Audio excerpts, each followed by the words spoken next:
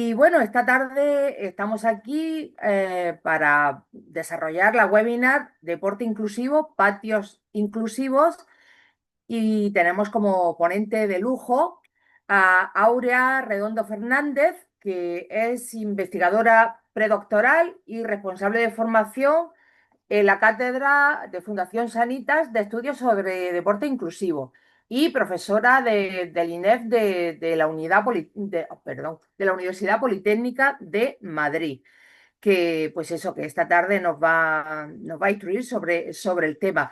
Advertiros un par de cosillas. Una, que la webinar se va a grabar y por otra parte que vamos a ir tomando a lo largo de la tarde una serie de capturas de pantalla para luego hacer publicaciones en nuestras redes sociales sobre la webinar de esta tarde.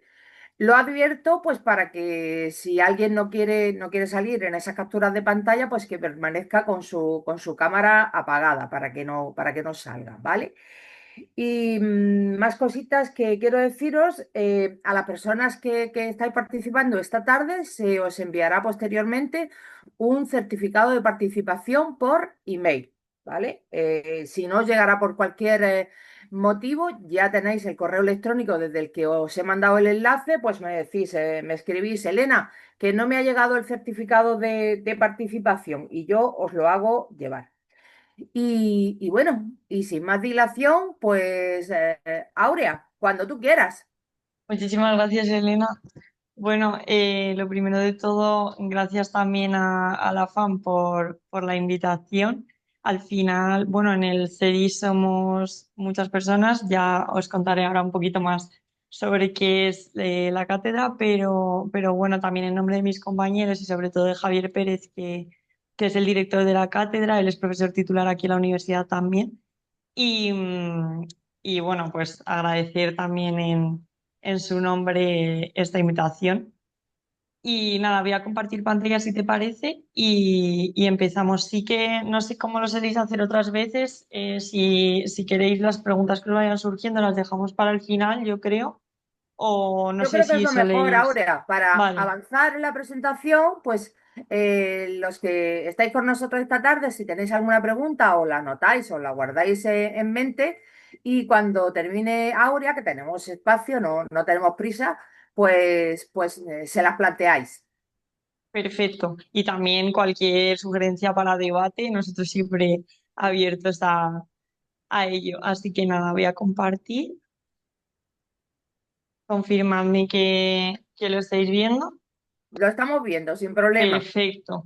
Pues nada, vamos a comenzar esta formación. Espero que sea lo más dinámica y entretenida posible y también, sobre todo, que aprendáis pues la base. Yo creo que seguramente muchos, si sois docentes, pues ya tendréis algunos conocimientos sobre el tema, pero bueno.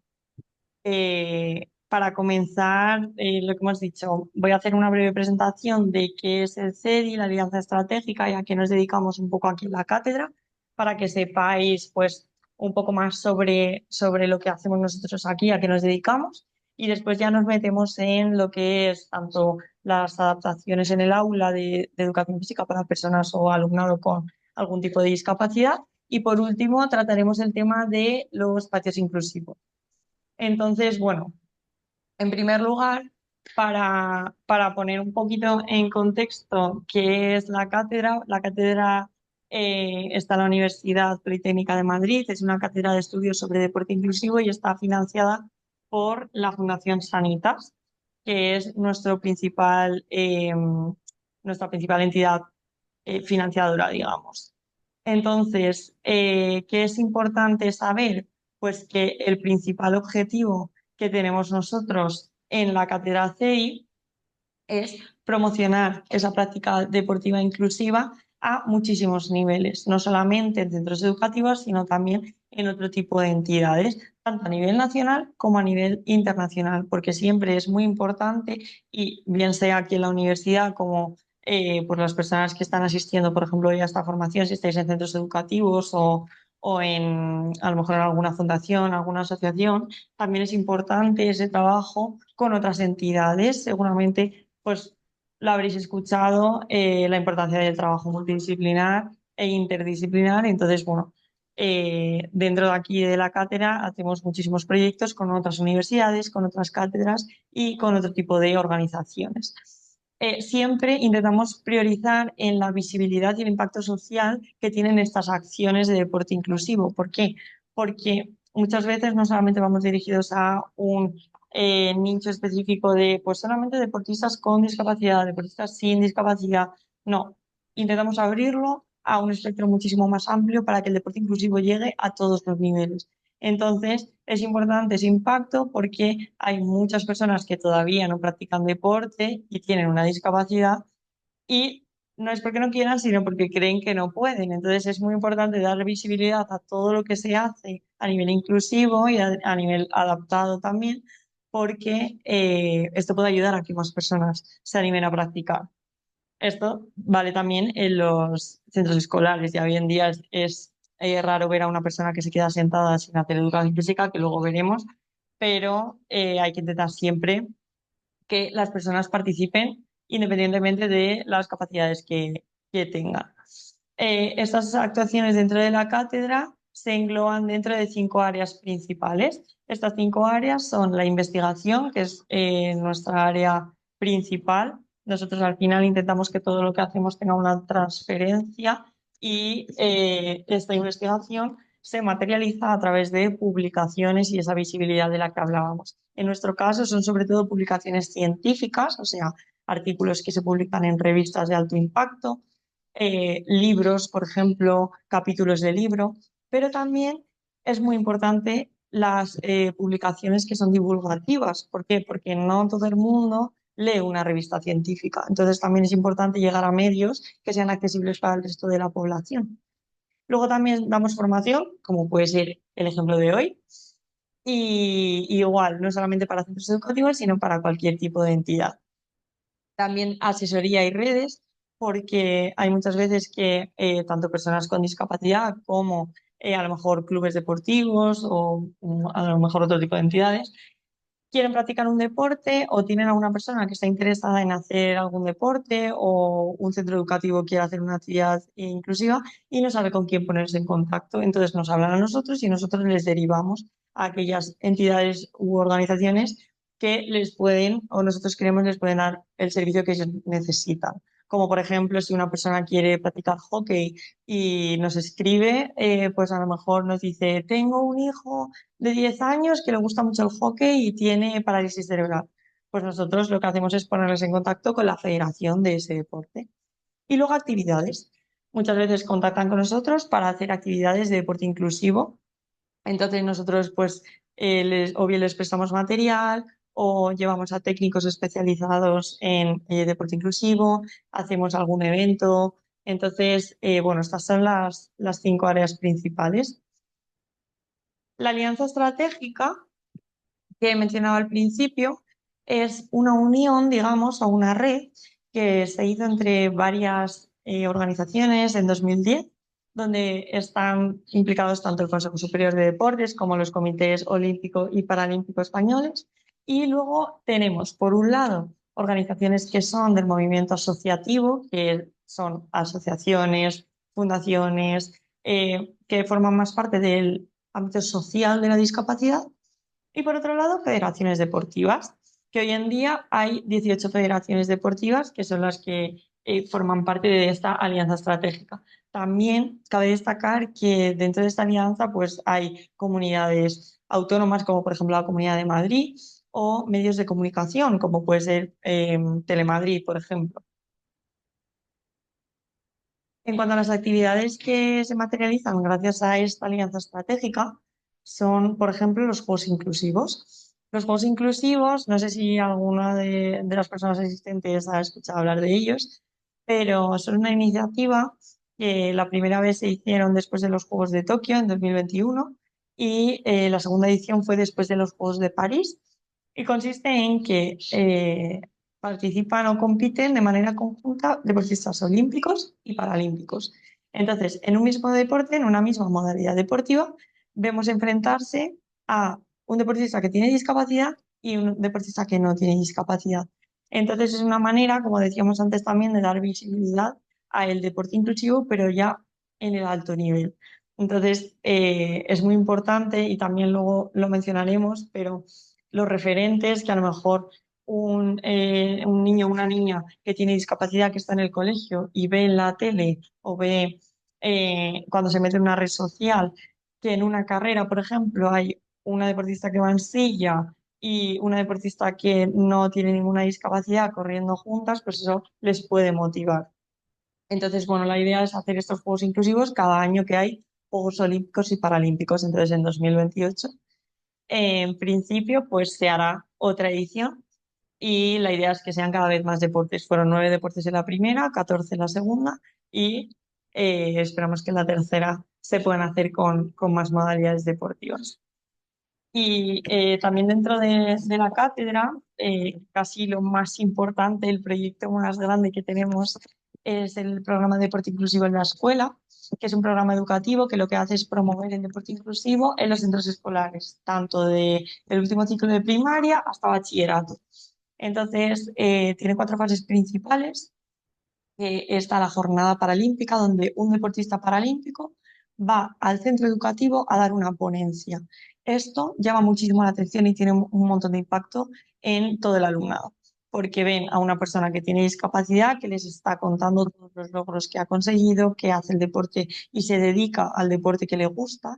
Entonces es como la parte principal de este programa. Luego también otra fase es el préstamo y la donación de material a los centros que entran dentro de la convocatoria de cada año.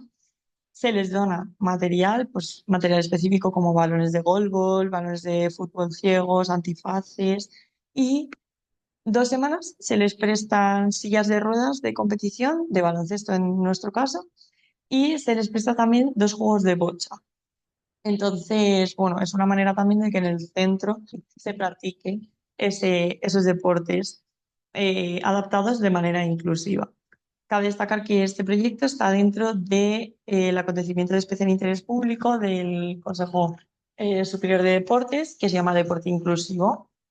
Entonces, bueno, por si no lo sabéis, el Consejo saca todos los años esta convocatoria de deporte inclusivo y diferentes entidades, federaciones, clubes se pueden presentar para, si te lo conceden, pues te dan una pequeña ayuda económica para que tú puedas llevar a cabo pues eventos inclusivos o algún tipo de proyecto o iniciativa que sea inclusiva.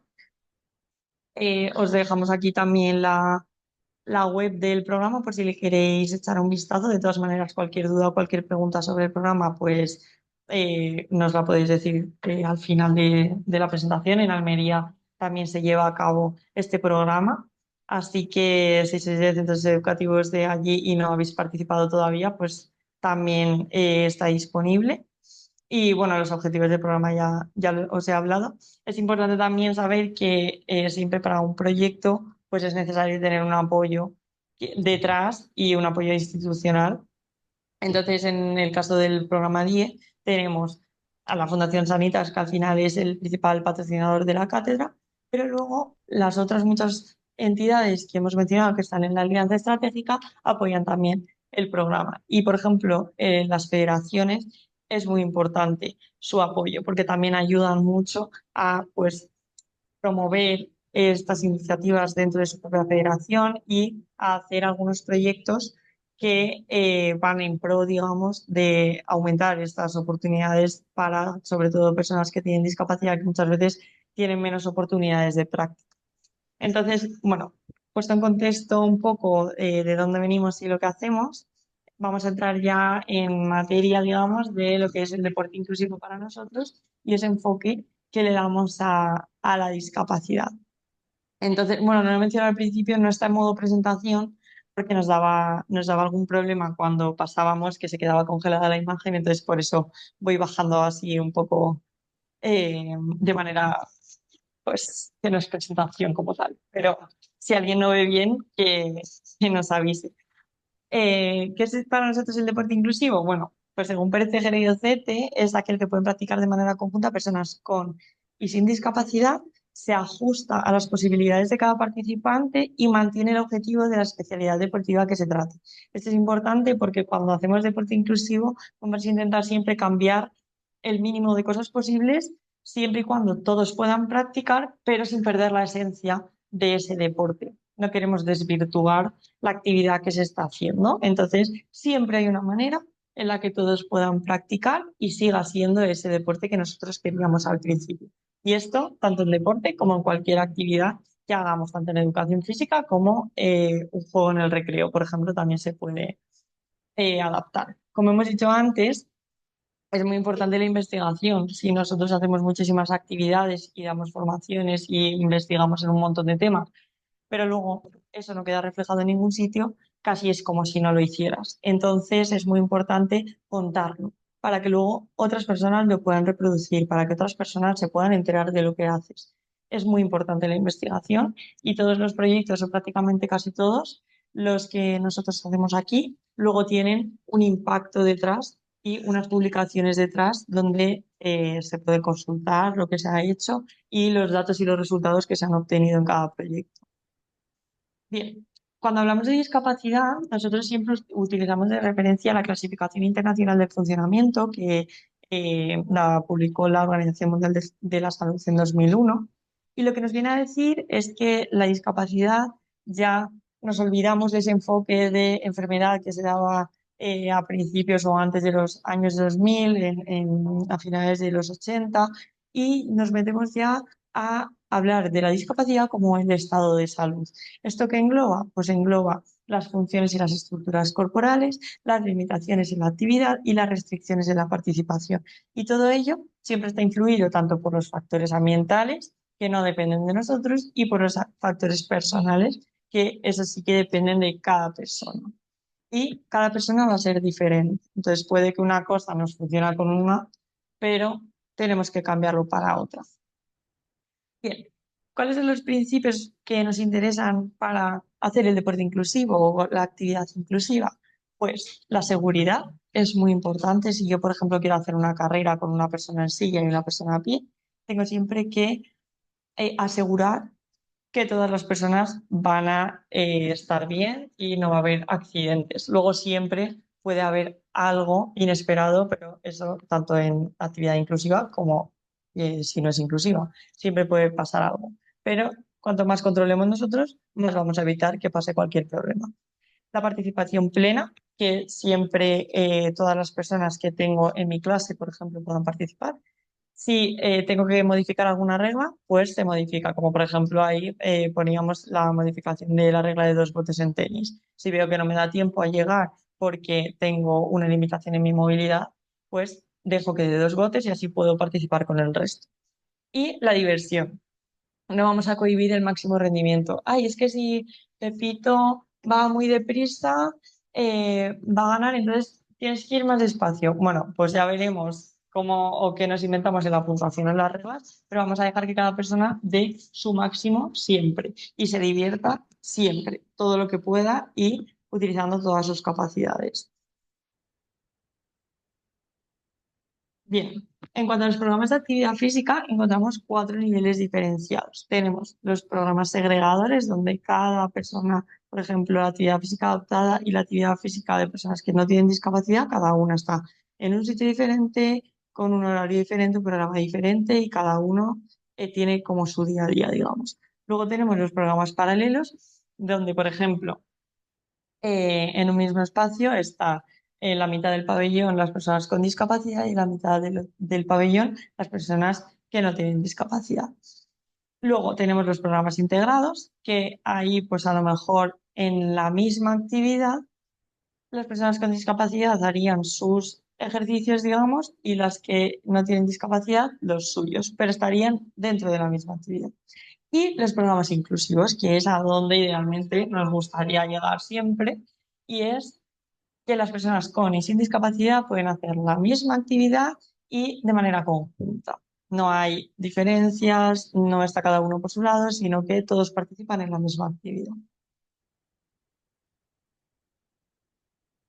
Bien, En cuanto al espectro de la inclusión, también un poco por poner en contexto todo esto de lo que estamos hablando, es que nosotros lo que tenemos que hacer es siempre tender a esa inclusión. Siempre va a haber momentos en los que sí o sí haya que a lo mejor hacer una actividad que sea solamente para personas con discapacidad, como por ejemplo, si hablamos de un deporte específico, si yo hablo de la bocha, si yo hablo del baloncesto en silla de ruedas, por ejemplo, pues va a haber seguramente entrenamientos de un equipo de la máxima división. Aquí en España, por ejemplo, el Ilunio, van a entrenar únicamente esos jugadores que tienen discapacidad y en ese momento no será inclusivo porque estarán todos con discapacidad únicamente. Si yo ahí meto jugadores que no tienen discapacidad, que muchas veces pasa en algunos entrenamientos, ya estaría haciendo un entrenamiento inclusivo, solamente para que se entienda un poco la diferencia. Luego tendríamos, pues como hemos dicho, los programas separados y paralelos, que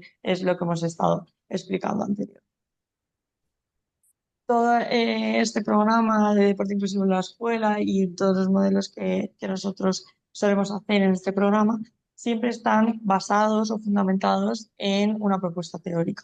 En el caso del programa 10, el modelo descriptivo de la propuesta sistemática de modificación ecológica, que es de Hatcher, de 2008, y entonces lo que nos dice son las diferentes etapas que tenemos que tener en cuenta hasta llegar a esas adaptaciones que se hacen en la tarea. Simplemente, y hay mucha información en ese modelo, obviamente los modelos teóricos son pues muy extensos, pero nos tenemos que quedar con que lo principal es identificar el objetivo de la tarea, qué quiero yo conseguir con la tarea que voy a realizar, estimar también los criterios de actuación y detectar esas limitaciones y posibilitadores, o sea, los facilitadores que me van a mí permitir que sea mucho más fácil para todas las personas que tengo en la clase y qué factores me van a limitar esa actividad. Si yo, por ejemplo, tengo un escalón o tengo dos columnas en mitad del aula, pues lo tengo que tener en cuenta. Eso puede ser un limitante a la hora de hacer la actividad.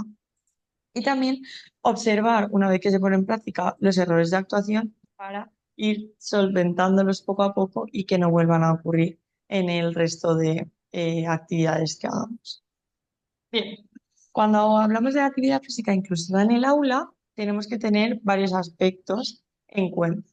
En primer lugar, hay que hacer una evaluación previa. Yo no puedo de repente hacer una actividad sin mirar a quién tengo en clase, qué perfiles tengo, si hay alumnado con discapacidad, qué tipo de discapacidad tiene. Entonces, ¿qué tengo que ver primero? Pues tengo que ver si el alumno o la alumna que yo tengo que tiene una discapacidad, le tengo en clase, si puede, si lleva unos silla de ruedas, si la puede llevar autónomamente, por ejemplo. Si utiliza algún dispositivo de asistencia a la marcha, como puede ser bastones, muletas, andadores. Si a lo mejor necesita ponerse más adelante o más cerca del profesor para entender lo que se está diciendo. Si requiere algún tipo de material especial o algún tipo de sistema de comunicación, como puede ser una tablet o luego veremos los sistemas alternativos de comunicación.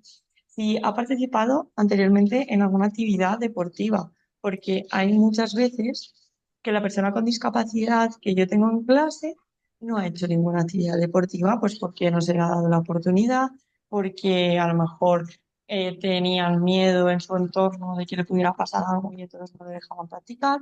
Pueden ser un montón de factores. Entonces eso también hay que tenerlo en cuenta porque a lo mejor si no ha practicado deporte antes, si yo de repente le pongo a hacer una actividad deportiva, puede que a la propia persona con discapacidad le dé muchísimo respeto o tenga incluso miedo de hacer ciertas actividades porque nunca lo ha practicado. Entonces esto, como docente, lo tengo que tener en cuenta también. Además, también tengo que saber cuáles son sus habilidades, tanto comunicativas como actitud hacia la práctica, como motrices. Tengo que saber hasta dónde puede llegar, dónde está el límite y, sobre todo, hay que preguntar.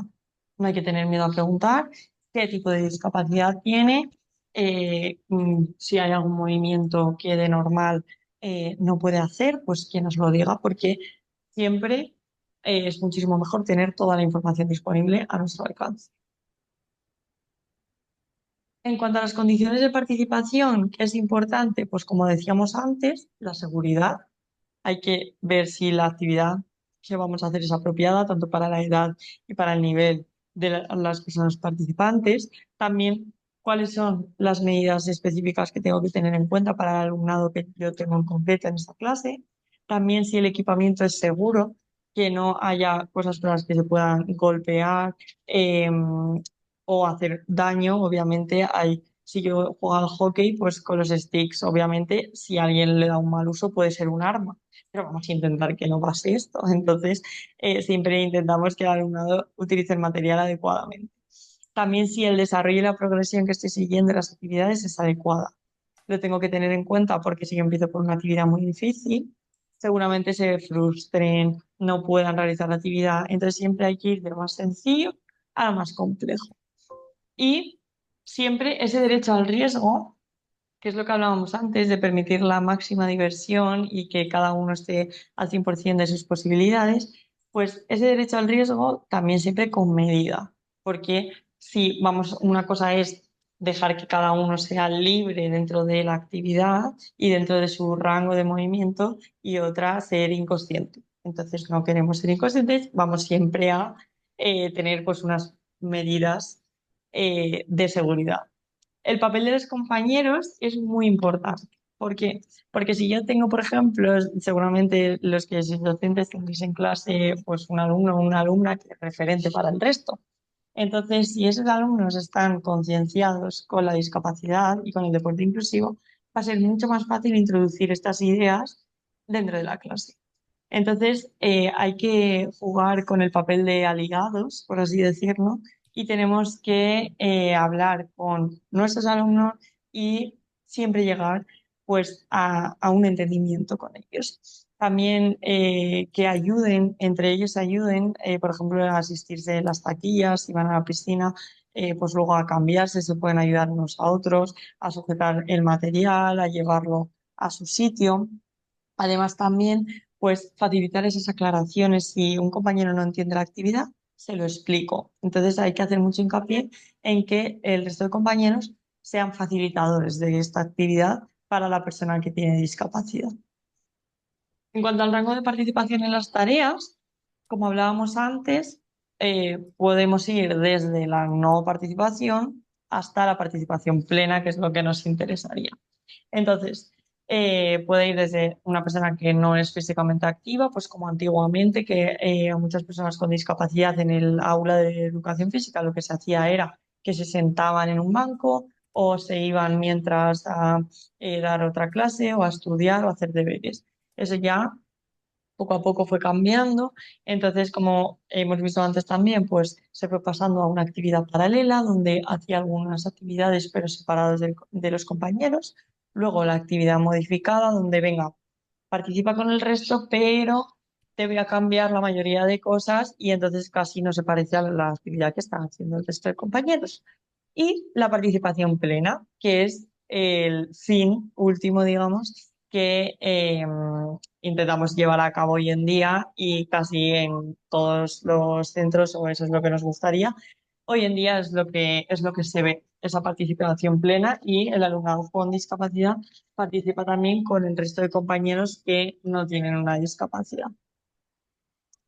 En cuanto a los aspectos que yo puedo modificar en las tareas, hay un sistema de adaptaciones que se llama TREE, que es la T es del estilo de enseñanza, la R es de las reglas o el reglamento, la primera E es del entorno y la segunda E es del equipamiento o del material que utilizo. Entonces, se pueden hacer, o sobre todo las modificaciones o adaptaciones que más vemos, son en estos cuatro aspectos. Entonces, en primer lugar, las modificaciones sobre el material que podemos hacer, pues por ejemplo, si la pelota va muy rápido, si yo estoy, por ejemplo, jugando al tenis o al ping-pong y es una pelota que va muy rápido y veo que la persona que tiene una discapacidad, una limitación a lo mejor en un brazo, no le da tiempo a darle la bola, lo que hago es cambiar esa bola por un globo, por ejemplo, o por una pelota que sea más ligera. ¿Esto qué me va a permitir? Pues un juego más lento y más tiempo para preparar ese golpeo y que a la persona le dé tiempo a llegar. Por ejemplo, poner un implemento para el golpeo más o menos largo. En badminton, pues si yo necesito una raqueta más corta, a lo mejor eso me va a permitir un mayor control de ese movimiento y además, reducir también el número de errores. ¿Qué me va a permitir esto? Pues una mayor confianza, porque yo, si me sale bien algo, me creo mucho mejor y me veo mucho mejor de cara al resto. Si a mí las cosas me salen todo el rato mal, no se me adaptan, pues al final, ¿qué va a provocar esto? Que la persona no quiera practicar actividad física. Y eso es lo que queremos evitar, sobre todo. Nosotros queremos que la persona quiera participar. Luego también podemos, por ejemplo, utilizar saquitos de arena en vez de pelotas, porque son más manejables. Si yo tengo que hacer un lanzamiento a un aro, por ejemplo, que está en el suelo y la pelota es muy difícil de coger, pues si tengo a lo mejor un saquito de arena, por poner un ejemplo, también puedo rellenar un globo de arroz, como se hacían antes las bolas de malabares. Y eso también es más maleable, más manejable también y va a permitir que sea un lanzamiento mucho más fácil. También, por ejemplo, pelotas parcialmente desinfladas. Este es un recurso que muchas veces no se utiliza y es bastante fácil porque en los centros suele haber un inflador, una aguja donde yo puedo quitarle un poco de aire a la pelota, por ejemplo, y ya esto va a hacer que la pelota vaya más lenta y me permita mucho más tiempo de reacción. También puedo hacer cambios en el nivel de habilidad. Entonces, esto sería sobre todo, por ejemplo, habilidades como correr, pues lo cambio por la locomoción en silla, golpear el balón de fútbol con un stick en vez de con el pie. Si yo no puedo con la pierna golpearlo, pues busco un implemento que me ayude. ¿Esto qué va a aumentar? Pues el éxito y la oportunidad de participar en un juego, que era lo que decíamos antes. También la simplificación de tareas, porque, por ejemplo, si yo tengo que hacer un circuito que tengo que botar muchas veces, lanzar, luego recogerlo, sentarme, levantarme, eso es muy difícil. Pero si yo, en vez de 10 botes, tengo que hacer uno y cogerla, otro bote y la cojo, pues va a ser muchísimo más fácil de completar. También material o equipamiento para mejorar esas habilidades, como puede ser una toalla cuando yo juego al pilla-pilla. Parece una tontería, pero si yo llevo algo en la mano que me amplía el brazo, por así decirlo, me va a ser mucho más fácil pillar a un compañero. Entonces, si yo llevo en la mano una toalla, por ejemplo, algo que no vaya a dañar al resto de compañeros, si yo estiro el brazo con la toalla voy a ganar a lo mejor unos centímetros. Entonces eso puede ayudar al alumno a que pille antes a algún compañero. También puede hacer modificaciones en el espacio, como por ejemplo reducir el área de juego, poner un objetivo más bajo, aumentar el tamaño de la diana, por ejemplo, si tengo un objetivo o del aro, y una línea de salida modificada, como puede ser pues que se adelante la línea de salida. Además, puedo también modificar las reglas, como decíamos, pues que no exista a lo mejor competición y juego cuando el balón está dentro de los 2 metros del jugador, es decir, que yo no puedo robarle la pelota al jugador o la jugadora que tiene una discapacidad, o yo no puedo acercarme a más de 1,5 metros. Tiene que ser esa persona la que elija si vota, pasa, dejarle su espacio para pensar el siguiente movimiento. También por ejemplo, que la meta es la totalidad de la línea de fondo o del final del campo. Dejo un espacio más amplio de meta. También que el número de contactos pues sea limitado o sea más amplio. Que todos los integrantes del equipo tengan que tocar o controlar el balón. Esto es muy importante, por ejemplo, el típico juego de los 10 pases. Si yo pongo que todos los miembros del equipo tengan que tocar el balón, ya me aseguro de que la persona con discapacidad va a tocar sí o sí el balón en algún momento. Entonces, estos aspectos también son muy importantes a la hora de adaptar la tarea para una persona que tiene una discapacidad. ¿Cómo puedo modificar la tarea? Bueno, pues a modo también de resumen, tengo que analizar las características y las necesidades de mi alumnado y de todo lo que yo tengo, del espacio, del material. Tengo que modificar, si lo necesito, el tiempo requerido o alargar el tiempo de aprendizaje, que a lo mejor una persona en una clase tiene interiorizado un concepto que yo he explicado y otra persona necesita 2 o 3 o incluso la unidad didáctica entera para afianzar el concepto más básico del deporte que esté dando en ese momento. Bueno, pues se respetan los tiempos de cada persona. Adecuar el contexto, tanto el espacio como el material, como hemos visto. Establecer roles según las características, esto es importante también, con los compañeros sobre todo. Modificar reglas que no limiten el rendimiento de personas sin discapacidad. Como hemos visto también, siempre todas las personas tienen que poder utilizar el 100% de sus capacidades. Por ejemplo, no podemos atarle un brazo a una de las personas que no tienen discapacidad. No, vamos a intentar que todo el mundo pueda utilizar todo el cuerpo independientemente de sus capacidades. Sí que es verdad que depende mucho del objetivo que yo tenga en la tarea. Si yo la actividad que estoy haciendo es para concienciar sobre un tipo de discapacidad, pues obviamente la persona tendrá que vivenciar ese tipo de discapacidad. Ahí sí, pues puedo a lo mejor ponerle una pelota debajo de un brazo o ¿Cómo que ponerle un Ale antifaz. echa la foto? Que dice que mi marido echa la foto. Es Creo que que esta hay gente no alguien que no entera. tiene el micrófono Perdón, por silenciado. favor, Una fiesta silenciar, de empresa silenciar, formal. No silenciar estamos el borrachas ni nada, ¿eh? micrófono. Ya estamos Lo bien, tiene bien. abierto 5 y lo metros estamos bebiendo. oyendo. Yo ya no mando más audios porque estoy borracha. No sé si lo habéis notado en el audio anterior. Por Bueno, favor, No, hija, no silenciar, te lo... silenciar el audio, el micrófono. Que va, no se ha notado nada de que estás fatal. Vamos, vamos, vamos. ¿El Ale dónde estará el Ale? El Ale está en la casa con la niña, jugando al escondite. O sea, a alguien estamos oyendo hablando de Alex.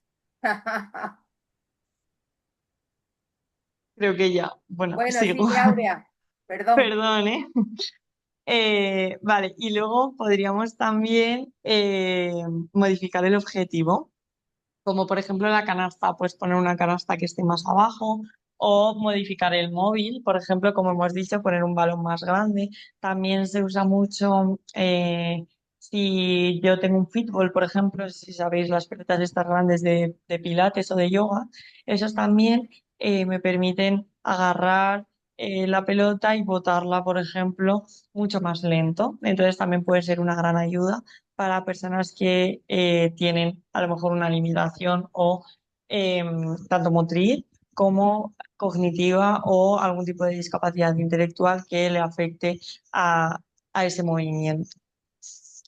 Ahora lo que vamos a ver es, según el perfil de discapacidad, eh, qué es lo que tenemos que tener en cuenta. Para empezar, común a todos los tipos de discapacidad, vamos a tener siempre tres objetivos en mente. El primero, la autonomía personal. Siempre voy a intentar que el alumno o la alumna que tienen una discapacidad sea autónoma, lo máximo posible. Lo máximo de autonomía que yo le pueda dar a esa persona es lo que vamos a intentar. Si hay que ayudarle en algún aspecto o algún compañero le tiene que ayudar, pues no pasa nada. Pero siempre vamos a intentar que sea lo mínimo posible. También la participación, como hemos dicho, formar siempre parte de la actividad que yo está haciendo de manera activa. Siempre vamos a intentar que todo el mundo participe. Y la comprensión, que me asegure de que todo el alumnado me está comprendiendo la actividad que he explicado. Y esto ahora lo vemos más detenidamente según el tipo de discapacidad, pero no sé si alguno de vosotros a lo mejor se dedica al ámbito de la discapacidad, pero otros muchos seguramente no. Entonces, va a haber veces que te diga, ¿lo habéis entendido la tarea? Y te van a decir, sí, sí, sí, sí, sí. Y cuando empiecen a hacerla, no se han enterado. Pero por la presión social o porque todo el mundo lo entiende, te dicen que sí. Entonces, esto hay que asegurarse que de verdad se está entendiendo la tarea y si alguien no lo ha entendido, te vuelve a explicar. Algún compañero puede también ponerse al principio para ayudarle, pero lo que se trata es que siempre participen de manera lo más autónoma posible y de manera plena en la tarea. Bien, según el tipo de discapacidad, ahora entramos en discapacidad visual, empezamos con discapacidad visual. Entonces, vamos a ver algunos pequeños consejos que podemos tener en cuenta cuando tenemos un alumno o una alumna que tiene discapacidad visual. Por ejemplo, siempre vamos a preferir el canal kinestésico táctil o verbal. ¿Por qué? Porque una persona que no ve, al final lo que escucha es muy importante. Entonces, si nosotros le damos una descripción muy detallada de todo lo que tenemos alrededor o de lo que vamos a hacer, va a ser muchísimo más fácil para la persona que tiene este tipo de discapacidad. También vamos a eliminar palabras como aquí, allí, esto o aquello, porque en realidad esas palabras no me están diciendo nada. Si yo cierro los ojos y alguien me dice, tengo esto y lo pongo aquí, pues no me he enterado de nada, no sé ni lo que tiene ni dónde lo va a poner. Entonces, cuanto más describa la acción que yo voy a realizar o el entorno donde nos estamos moviendo, va a ser mucho más fácil para la persona que tiene discapacidad visual. Además, también vamos a anticipar el contexto, a verbalizar esas acciones. Pues si vamos a andar por el borde de la piscina, por ejemplo, y luego nos vamos a meter a la piscina por la escalera, se lo vamos contando. También utilizar con normalidad ver y mirar. Muchas veces, si estoy con una persona que tiene discapacidad visual, pues no utilizo el verbo ver o el verbo mirar porque, claro, como no ve, bueno, pues no pasa nada. Hay que normalizar esta situación y las personas con discapacidad visual no te van a decir absolutamente nada si tú utilizas esos verbos. En situaciones de carrera, por ejemplo, vamos a tratar de establecer muy bien el rol del guía y a utilizar cuerdas de guiado si las hay y si no siempre, procurar realizar el agarre en el codo y no en la mano. Esto es muy importante porque hay muchas veces que las personas ven a una persona con discapacidad visual y tienden a cogerle del brazo o a cogerle de la mano sin avisar. Esto vamos a intentar evitarlo. Hay que explicárselo al alumnado también, que siempre hay que preguntar primero y luego ofrecer nuestro brazo para que la persona lo coja, normalmente por detrás del codo. Si lo necesita y si no, no lo va a coger. Pero nosotros ofrecemos la ayuda, no obligamos a que sean ayudados. Y hay que saber que en torno al 20% de todas las personas que tienen discapacidad visual son ciegas totales. ¿Esto qué quiere decir? Que el 80% no son ciegas totales y tienen resto visual. Entonces, ¿qué es muy importante que hemos dicho antes? Preguntar. Hay que preguntar si tiene resto visual, qué puede ver, qué puede no ver y su agudeza y su campo visual, que ellos nos van a saber decir perfectamente hasta dónde llega su visión y eso nos va a ayudar mucho porque a lo mejor yo le estoy haciendo una descripción súper detallada a la persona y resulta que ve un poco lo que yo le estoy contando, entonces no lo necesita. Entonces, para no sobre adaptar, digamos, es mejor siempre preguntar a la persona. En cuanto a la discapacidad auditiva, ¿qué tenemos que tener en cuenta? Bueno, pues tenemos que tener en cuenta la preferencia en la forma en la que se comunica. Puede ser por lengua de signos, puede ser oralista, a lo mejor habla, a lo mejor tiene discapacidad auditiva, pero tiene un implante coclear y puede escuchar y hablar perfectamente. Luego también tenemos que asegurarnos de que nos está mirando, sobre todo cuando hablamos, sobre todo si tiene una discapacidad auditiva con gran afectación, porque a lo mejor yo he empezado a hablar y la persona que tiene una discapacidad auditiva no me está mirando o no me está prestando atención, pues no se va a enterar de lo que estoy diciendo. Entonces, siempre nos aseguramos de que todas las personas nos estén mirando, sobre todo la persona que tiene una discapacidad auditiva. Y también vamos a intentar vocalizar bien lo que estamos diciendo. ¿Por qué? Porque muchas de las personas con discapacidad auditiva leen los labios. Entonces, si yo vocalizo bien lo que estoy diciendo y pronuncio bien todas las palabras, va a ser mucho más fácil eh, que esta persona comprenda lo que está diciendo. Teníamos Javier Soto, que es un deportista sordo que trabaja con nosotros y es profesor aquí también, siempre cuenta que tenía un profesor en la universidad que no le entendía nada en clase porque tenía un bigote enorme que le tapaba la boca. Al no poder leer los labios, no se enteraba de nada de lo que decía. Entonces, bueno, es un ejemplo gráfico para que podáis llegar a entender la dificultad de si no vocalizo bien o si no se me ve bien la boca, imaginaos la época de las mascarillas durante el COVID, pues para las personas con discapacidad auditiva fue bastante difícil. También hay que conocer el resto auditivo, como hemos dicho antes, siempre hay que preguntar, anticipar la información sobre lo que se va a hacer para que así la persona esté atenta y sepa lo que viene a continuación. También acompañar la explicación con expresión corporal siempre ayuda muchísimo, con ejemplos visuales. Yo puedo utilizar también a lo mejor un signo si sé hablar en bimodal, por ejemplo, que se utiliza mucho con alumnado TEA también. Y puedo ayudarme incluso de pictogramas o de elementos que tenga en el aula. Pues si estoy hablando de material, pues puedo ir cogiendo el material y así me va a ser mucho más fácil seguir la explicación. En cuanto a la discapacidad física, tenemos que tener en cuenta que algunos trastornos del lenguaje, por ejemplo, vienen por lesión neurológica y no es discapacidad intelectual. que es lo que le pasa a veces, por ejemplo, a personas con parálisis cerebral. La parálisis cerebral es un tipo de lesión neurológica que sobre todo implica una afectación a nivel motriz, pero no intelectual. Entonces sí que es verdad que hay personas que tienen parálisis, pueden tener discapacidad intelectual, pero no son la mayoría. Entonces siempre hay que conocer a la persona y también pues preguntar. Y no hay que confundir parálisis cerebral con discapacidad intelectual. Además, se puede pactar la ayuda para desplazarse desde el primer momento. Puede hablar con ese alumno o esa alumna que va en silla de ruedas, que utiliza andador o un bastón, y le preguntamos, ¿cómo quieres subir los escalones? ¿Cómo quieres llegar hasta esta sala? Y que nos diga, porque a lo mejor nosotros, igual que a las personas con discapacidad visual, la gente les coge la mano, pues a las personas que van en silla, de repente le empujo la silla. Bueno, pues a lo mejor no le apetecía moverse. Entonces hay que preguntar. También la conversación a la misma altura a veces es importante. Sí que es verdad que este aspecto hay que tener en cuenta que una persona en silla, pues muchas veces si tú estás en una conversación, lo que puedes intentar es a lo mejor si estás pues en un sitio más extendido, pues a lo mejor si hay sofás o unas sillas, pues todos se pueden sentar en círculo y va a ser un ambiente pues mucho más cómodo. También vigilar la ubicación de la persona en silla para que pueda tener esa adecuada comunicación, pues igual que como veíamos antes con discapacidad auditiva, y respetar también los tiempos de la motricidad fina. Si una actividad que yo tenía en mente que tenían que tardar en hacerla 1 minuto, esta persona necesita 3 o 5, pues se le da ese espacio de tiempo para que pueda realizar la actividad. No voy a acabar la actividad por él, no voy a meter prisa, no voy a dejarlo a medias, voy a dejar que termine como el resto de compañeros. La discapacidad intelectual, ¿qué tenemos que tener en cuenta? Pues tenemos que tener en cuenta eh, que hay que utilizar un lenguaje positivo y no abstracto.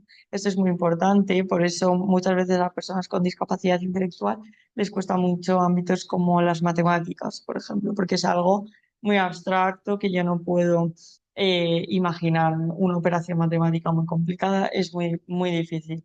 Entonces, es mejor siempre cosas que se puedan entender fácil, que se puedan ver, que se puedan tocar. Permitir también un ritmo más flexible respetando los silencios y los tiempos de cada persona.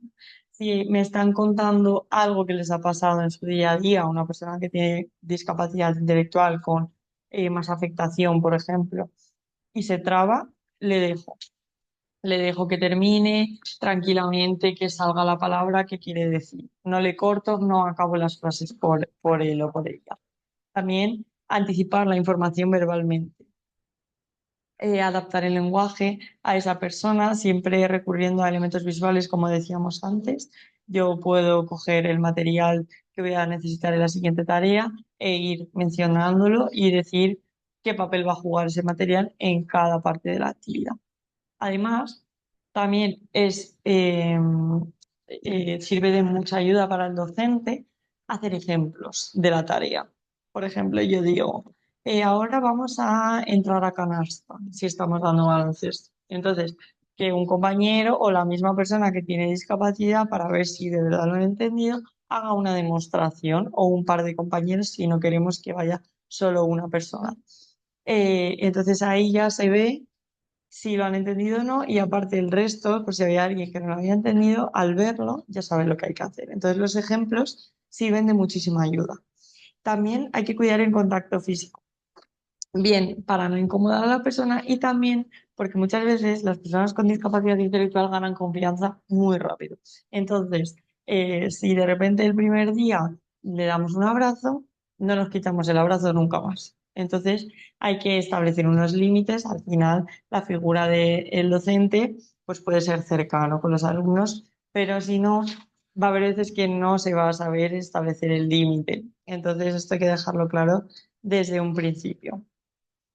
En cuanto a los sistemas augmentativos y alternativos de la comunicación que mencionábamos antes, se utilizan mucho sobre todo con personas con lesión neurológica o trastornos en el área del lenguaje de la comunicación. ¿Por qué? Porque estos sistemas, por ejemplo, una tablet con pictogramas, me ayuda mucho si no me sale una palabra. Yo tengo ahí el pictograma, entonces sé lo que voy a decir, lo que necesito decir. Y simplemente con tocar un botón se dice la palabra. También, por ejemplo, pueden aumentar la capacidad de comunicación. Si yo no puedo decir la palabra que estoy buscando o simplemente es que no la puedo pronunciar porque tengo una discapacidad que me lo impide, esto me va a ayudar a poder comunicarme. Entonces, son muy importantes estos sistemas. No sé si conocéis a Arasac, que es un programa que creó la Comunidad de Aragón, que tiene muchísimos pictogramas y la verdad es muy útil si la necesitáis. Luego, cuando termine, si no lo pongo en el chat para si alguien la quiere ver y si no la conoce. Y también, en cuanto a la lengua de signos, tenéis Spread Design, que también luego la escribo en el chat, que es muy interesante porque todas las palabras que tú escribas te sale un pequeño vídeo de unos segundos de un intérprete o una intérprete haciendo ese signo. Entonces tú buscas a lo mejor gracias y entonces te sale el pequeño vídeo de cómo se da las gracias en lengua de signos. Entonces, bueno, son recursos que son muy interesantes que si no los conocéis, pues a lo mejor os pueden ayudar si tenéis algún alumno con este tipo de discapacidad. En cuanto a las estrategias para el diseño y a modo un poco de resumen, pues siempre vamos a comenzar por una valoración funcional de la persona para ver qué actividades puede y no puede hacer o cómo las puede adaptar para que dé su máximo potencial de movimiento. También enfocar siempre desde el juego. Ahora veremos, el juego es muy importante, sobre todo en el recreo. Ahora lo vamos a ver. Los objetivos cooperativos siempre me van a ayudar, que tengan que ayudarse unos a otros, que tengan que luchar por un objetivo común. Ayuda muchísimo a que todo el mundo participe. También hay que valorar el uso del Flipped Classroom, que es el aula invertida, la clase invertida, que esto, bueno, hoy en día, dentro de estas herramientas de innovación educativa, pues siempre está muy de moda, pero es básicamente cambiar los roles y que el alumnado de la clase para el resto de alumnos, pues a lo mejor, por ejemplo, cuando se tienen que preparar una presentación, y luego cada grupo da una sesión o cada grupo da una actividad. Esa sería una manera de aula invertida. Y también tener listos diferentes sistemas de comunicación. Si yo sé que mañana voy a hacer una actividad en la que voy a hacer un circuito que es un poco complejo y tengo una alumna o un alumno que puede que no lo vaya a comprender del todo, puedo sacar unos pictogramas, por ejemplo, o escribir como si fuera un tablero con diferentes acciones donde ahí se va a ver las diferentes partes del circuito. Bien, ya entramos en la última parte. Creo que, no sé cómo voy de tiempo, Elena, yo creo que bien. Me quedan unos 10 minutillos, yo creo. Va Eh, perfectamente, Aurea, sin Genial, problema. genial. Pues nos metemos ya en la parte de patios inclusivos y aquí, ¿qué es lo que tenemos que tener en cuenta? Bueno, pues lo primero, mencionar que hace unos años unas profesoras de la Universidad de Murcia publicaron un libro que es muy interesante, que luego si alguien le quiere saber más, pues os lo pongo en el chat, que se llama Buenas prácticas inclusivas en recreos y deporte en edad escolar, que es de Olga Rodríguez y Rosa de los Ángeles Fernández. Y la verdad que es un libro muy interesante donde Javier Pérez, el director de la cátedra, y junto con Marta Pérez, pudieron escribir un capítulo de ese libro sobre deporte escolar en edad escolar y los campeonatos de España por selecciones autonómicas en edad escolar. Y es un libro muy interesante donde te explican un poco más a fondo, digamos, cómo hacer esas actividades escolares inclusivas, cómo incluir a personas con discapacidad. Entonces me parecía muy interesante traeros el modelo que proponen porque creo que refleja muy bien la realidad de los recreos y cómo se pueden hacer inclusivos. Tengo que tener en cuenta tres factores claves siempre: que el juego es la actividad principal. Cuando los niños y las niñas salen al recreo, lo que quieren es jugar, liberarse, descargar toda la tensión y la seriedad acumulada, digamos, en clase. Que el recreo es un espacio de ocio escolar y el juego es su actividad principal, no se nos puede olvidar. Y que la inclusión es un valor social fundamental que hay que vivenciar en la escuela. Entonces, Todas las personas tienen que participar y eso lo tenemos que intentar tanto en el aula como fuera de ella. Y el recreo es un espacio donde nosotros también tenemos que estar pendientes de esto. Entonces, ¿qué es importante saber también? Que el juego puede prevenir el acoso. ¿Por qué? Porque si yo en el recreo veo que todos los alumnos están participando, practicando de manera conjunta, no tiene por qué estar todo el colegio jugando a la misma actividad, obviamente, pero que no haya nadie que se quede solo, que se quede en un lado, porque muchas veces el recreo es el momento donde las personas que a lo mejor tienen más problemas para relacionarse se quedan solas. Entonces esto se puede siempre evitar haciendo o tomando diferentes medidas y promoviendo estas actividades inclusivas. También la dinamización del recreo mediante pues, diferentes proyectos inclusivos, actividades que tome como iniciativa el centro, pues va a fomentar esa práctica inclusiva y va a fomentar que todo el mundo esté participando en las actividades. ¿Qué es muy importante? Pues tener en cuenta el modelo de análisis de recreos por estratos, por ejemplo, que mencioné las autoras que decía antes, que proponen este modelo que tiene 6 fases que ahora vemos una a una, donde va siempre de lo más general a lo más específico. Entonces empieza por el entorno del juego. ¿Qué tenemos nosotros que tener en mente? Pues hay que detectar si ese entorno es estimulante para todas las personas. Los elementos sensoriales muy importantes. Si yo tengo, por ejemplo, a un alumno que tiene TEA, seguramente si hay mucho ruido, le va a molestar. Y esto va, pues, tanto a propiciar que a lo mejor esté más nervioso, como que no se concentre en la actividad. Bueno, un montón de desencadenantes que puede tener el ruido para este colectivo. Entonces, yo tengo que siempre que controlar el entorno y ver qué puedo cambiar o qué puedo modificar para que sea adecuado para todas las personas. Además, los agentes inclusivos, como pueden ser profesores o alumnos, que estén concienciados con esto. Lo que hemos dicho antes, si yo tengo al alumnado concienciado con la causa, pues me va a ayudar muchísimo más. Si yo tengo a personas que pasan el tema, pues no me van a ayudar. Entonces, lo que tengo siempre que hacer es intentar que todo el mundo esté involucrado en este tipo de actividades inclusivas. También la cadena de accesibilidad es muy importante. ¿Qué quiere decir esto? Pues siempre cuando se construye un edificio o se habla de accesibilidad, se nos viene a la mente, o a lo mejor no lo conocéis, pero yo os lo explico, los criterios DALCO. Los criterios DALCO significa la D es de ambulación, la A es de aprehensión, la L localización y CO de comunicación. ¿Qué quiere decir esto? Pues que el entorno tiene que estar adaptado, que no haya barreras físicas, que yo pueda deambular, de ahí deambulación fácilmente por la sala, por el espacio donde me encuentre. Aprehensión, referido a que las cosas se puedan coger y manipular fácilmente, que los tiradores, por ejemplo, de la puerta sean accesibles o que haya a lo mejor pulsadores para las personas que no tienen esa capacidad. La localización, que yo sepa orientarme en el espacio, que esté bien señalizado, que yo sepa orientarme de manera autónoma.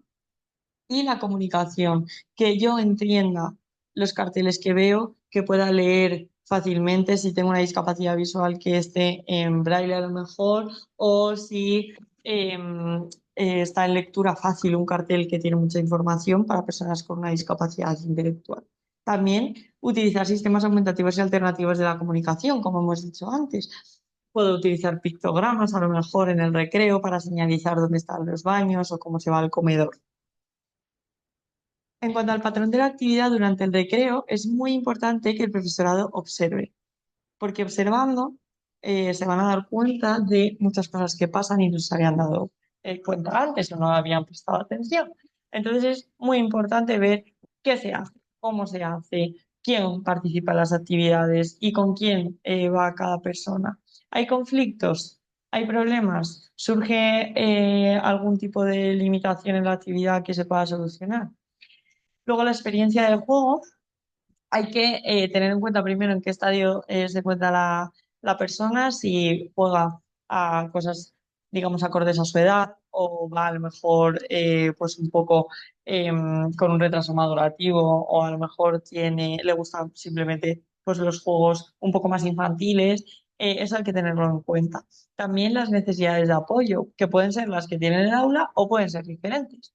Y las motivaciones temáticas. Por ejemplo, no sé si alguno de los asistentes conoce algún videojuego que juegan actualmente los niños y las niñas, pero por ejemplo está el Brawl Stars. El Brawl Stars es un videojuego que tiene a la mitad del alumnado enganchado.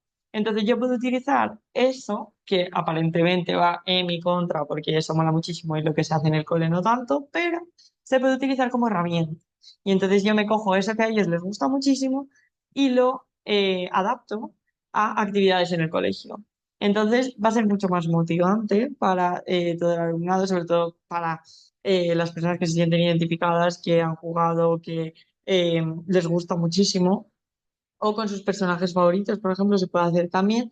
Y entonces eh, esto pues les va a motivar más a participar en la actividad, no solo en etapa de primaria, también en secundaria, porque este tipo de juegos y videojuegos lo juegan personas de todas las edades. Además, la selección del juego es muy importante.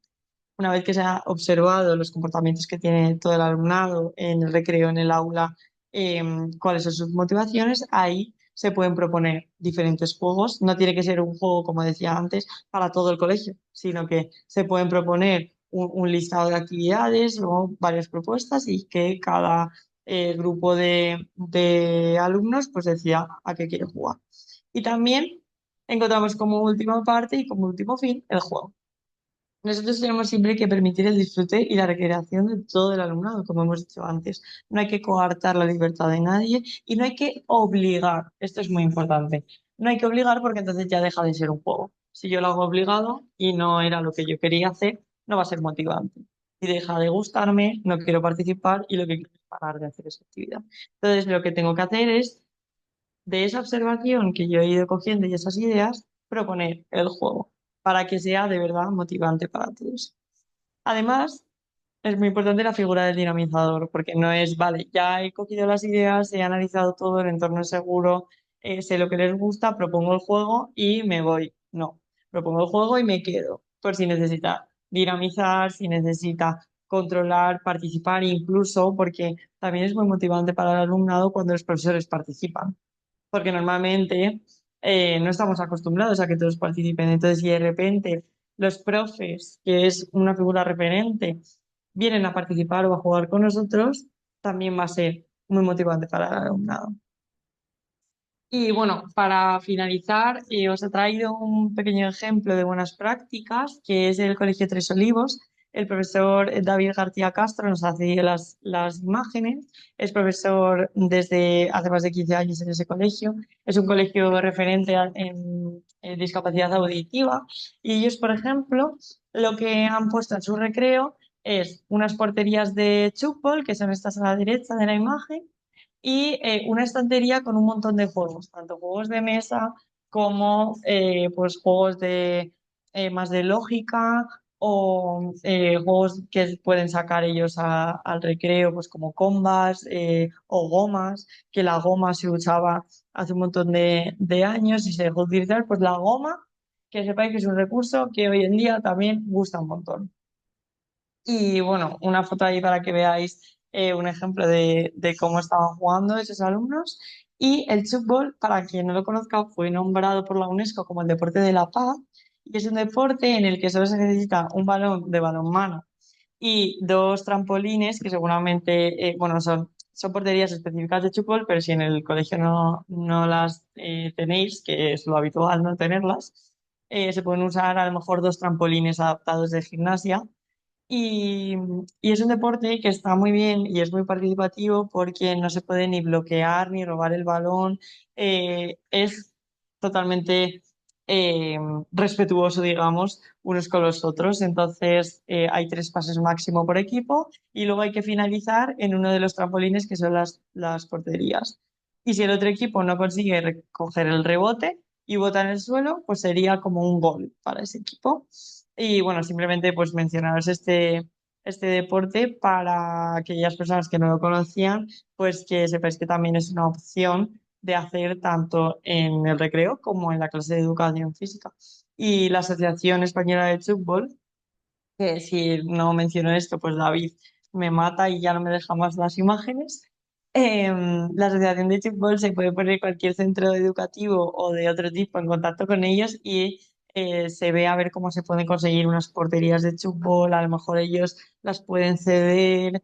Entonces, bueno, también las entidades o las federaciones y asociaciones muchas veces están dispuestas a ese préstamo de material. Entonces, no se pierde nada por preguntar, porque a lo mejor, oye, yo soy profe y entonces tengo una idea y me encantaría traer el fútbol a mi centro. Pues se puede luchar el fútbol para que esté en el centro y se puede hablar con este tipo de asociaciones para que nos puedan facilitar el material. Y bueno, aquí están las referencias que luego sí, no sé si tendréis la presentación, pero si no, encantada de compartirlas con quien las necesite. Y nada, muchísimas gracias por vuestra atención. Espero que haya sido lo más dinámico posible y que hayáis aprendido un montón de cosas que no sabíais, por lo menos antes, y si las sabíais, pues refrescar conocimientos.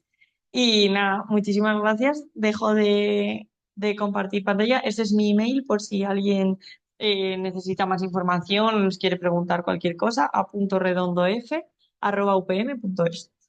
Y nada, pues muchísimas gracias y cualquier pregunta, duda, sugerencia, debate que surja, pues encantada de escucharos. Muchísimas gracias, Aurea. Vamos, me ha parecido una webinar, vamos, más que interesante. Yo apunto lo que tú has mencionado, que aquí en Almería llevamos ya desarrollando el programa de deporte inclusivo en la escuela. Este ha sido, bueno, está siendo, que todavía no hemos terminado, el tercer curso y esperamos seguir desarrollándolo durante muchos años, que es un programa maravilloso que fomenta Ojalá, muchas la, gracias. la inclusión en los centros educativos y bueno, que lo que haría falta es que se desarrollara en todas las provincias de España, porque vamos, yo soy una plena convencida y defensora de este programa.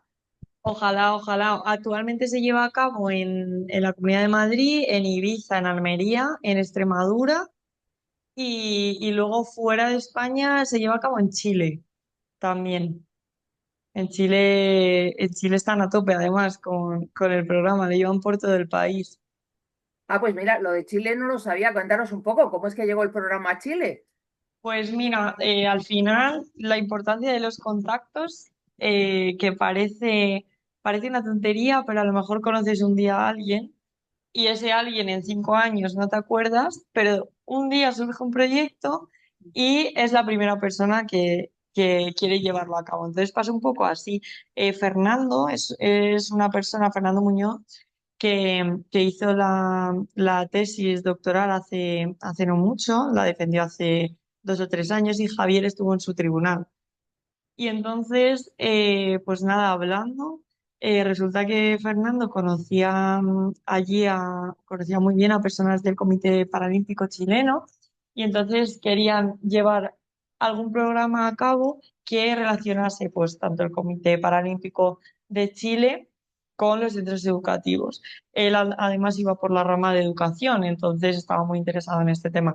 Y al final, pues nosotros siempre estamos encantados de que el programa siga creciendo y se lleve a cabo en el máximo número de sitios posible. Entonces, nada, empezaron con poquitos centros y ahora ya cada año lo llevan en 20 centros o una cosa así. O sea que no te sé decir exactamente, pero, pero sí, sí, además ellos viajan por todo el país porque Chile al final es un país que es muy largo, entonces llega casi hasta el Polo Sur. Entonces, claro, sus viajes son bastante grandes, pero nada, hacen todo lo posible por llegar hasta el rincón más lejano de Chile para que todos los centros educativos tengan acceso al programa. Me parece maravilloso que ya no solo es un programa nacional, es un programa internacional. Internacional, totalmente, Qué sí, sí. bien.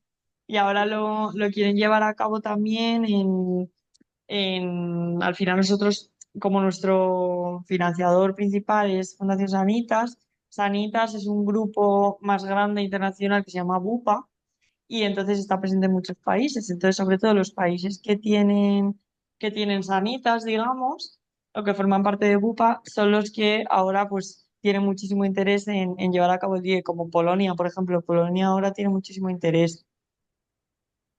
Estupendo, pues te voy a leer algunos de los mensajes que están dejando por el chat. Bueno, muchas Genial. gracias, me ha encantado, se me ha hecho muy corto, eso es bueno, que se haya Qué hecho bien, qué corto. bien. Nos dice, la presentación ha estado genial, muchas gracias por la oportunidad de estar aquí. Preguntan, ¿podemos tener la presentación? Aurea, ¿podemos enviar la presentación? Sí, sí, sí, sin problema. Pues entonces no os preocupéis que os la enviaré por email. Claro. También nos dicen, buenas tardes, perdona, ¿puedes repetir el email, Aurea? Sí, mira, lo pongo por el chat, que yo creo que lo puedo escribir. Ponlo por el Es chat. De todas a formas, punto voy a mandar la redondo F. presentación, pues ahí lo vais a tener. Pero bueno, lo pone Aurea ahora por el chat. Ese es. Otra persona nos dice, he perdido parte de la información, disculpad, imprevisto de última hora, sería interesante poder acceder a todo el contenido. Como digo, voy a compartir la presentación de Aurea por email, no os Sin preocupéis. problema. ¿Mm? Y ahí, aunque ella ha puesto ahora mismo en el chat su correo electrónico, pero ahí también está incluido para que posteriormente podáis contactar con ella. Y aparte de Eso eso, es. si ahora mismo queréis hacerle alguna pregunta, pues podéis abrir micro o podéis escribirlo por el chat si sois un poco más tímidos. Nos siguen dando las gracias por aquí. Muy interesante, nos dicen. Muchas gracias. Bueno, y gracias a todos los asistentes, claro, también, que han estado La aquí un verdad es que ratito con nosotros. es una hora un poquito complicada, la hora después del almuerzo, de la siesta, Totalmente. pero bueno, que sí, que los que hemos estado aquí, pues somos unos campeones. Hay una mano levantada, creo, Lorenzo. ¿Sí? Lorenzo, cuéntanos. Sí, hola, buenas. Hola. Yo soy el presidente de la Asociación Española de Equinoterapias. No sé si se oye, se escucha Sí, bien. Sí, se se te oye escucha Eh, bien. perfectamente. eh, claro, nosotros trabajamos principalmente con equitación, con los caballos. Ujú. Yo he trabajado también en la bocha ha sido un aprendizaje muy importante, pero quería preguntarte si conoces de alguien que se ocupa de las adaptaciones o de la inclusividad en las prácticas con animales y con los caballos. Nosotros Sí, sí, hacemos sí. juegos, gincamas Mira, bueno, sí, sería muy la... interesante tener contacto. Muchas gracias, Lorenzo. La Federación Española de Hípica, Real Federación Española de Hípica, hace un par de años sacó un manual de hípica inclusiva y publicaron además un libro sobre ello, pero ya te digo, en la Federación Española tienen como una sección dentro de la federación que es de hípica inclusiva. Y aparte de la federación, porque con ellos ya estamos en contacto. Ah, claro. Yo pensaba, Pues si conoces a alguien más en el ámbito del escolar o de la investigación o en el marco de lo que vosotros estáis haciendo y llevando adelante. nosotros dentro del programa de deporte inclusivo en la escuela tenemos IPK inclusiva también. Y ahí en el programa normalmente todos los deportes, las modalidades deportivas tienen diferentes recursos. Entonces, de cada deporte tú tienes 25 tareas ordenadas por niveles de progresión. Tienes también ficha para el profesor y para el alumno. Tienes diferentes, pues, un cuestionario que le puedes hacer a los alumnos, sopas de letras, tienes un montón de recursos, que a lo mejor eso también te puede ayudar. Sí, sería muy interesante poder contactar con alguien que se ocupa de esto. Claro, pues si ¿Qué hago? quieres, mándame Te escribo un email, eso es, un y, email. y aunque sea, también Vale. tenemos nosotros cada deporte del programa DIE lo ha creado un experto en ese, o una experta en ese tema, que en el caso de Hípica es una mujer. Entonces, a lo mejor pues también te podemos poner en contacto, que seguro que te puede ayudar un montón. Muchísimas gracias. Nada, Lorenzo. Gracias, Lorenzo. Aquí trabajando en red, que es lo mejor. Totalmente. Nos Y preguntan por el chat. gracias a Gracias. vosotros por haber promocionado este evento. Muchas gracias. Nos preguntan por el chat que si la presentación, bueno, supongo que se refiere si la grabación de la webinar se va a publicar en algún sitio. Bueno, esto yo tengo que consultarlo, pero voy a intentar, voy a hacer todo lo posible para que se pueda publicar de manera pública, nunca mejor dicho, para que tengáis acceso tanto los que habéis estado aquí como personas que les pueda interesar el tema y que no hayan podido estar esta tarde. Pero os mantendré informados por email, como siempre. Genial, Elena, gracias. Gracias. ¿Alguna pregunta, algún comentario más?